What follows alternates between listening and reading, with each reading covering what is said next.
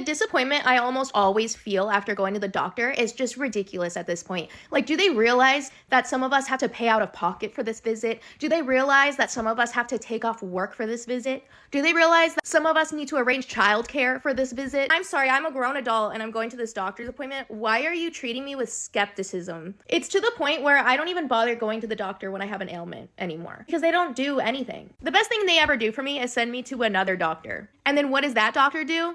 Send me to another doctor. Or they'll do a test, and then if that test comes back normal, sorry, I guess you're in perfect health. Nothing we can do for you. And I'm sorry, but it really is different for women. And I wouldn't have thought that was true until I saw it firsthand. My mans and I go to the same doctor's office, right? Before we had kids, we used to go with each other to our appointments sometimes. And when I tell you the way they treat him, so different from how they treat me. Same nurses, same doctors, and I'm sorry. Again, if I didn't see this firsthand, I wouldn't have thought this, but it's the female nurses.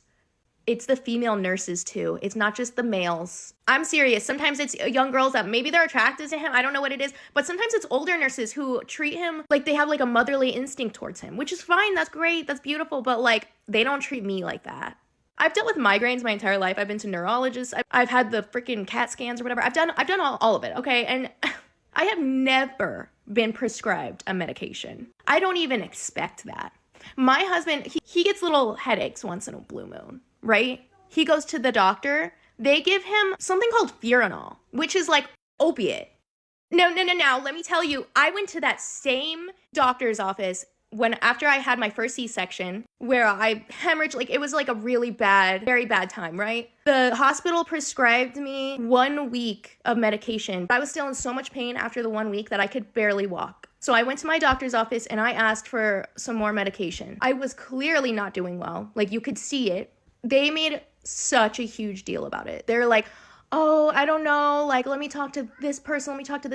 They drug tested me and then made me sign all these papers, and they made me feel like an addict. Like, they made me feel like I was doing something wrong by asking. And like, that felt normal to me until I saw how they treated my husband when he had a little headache.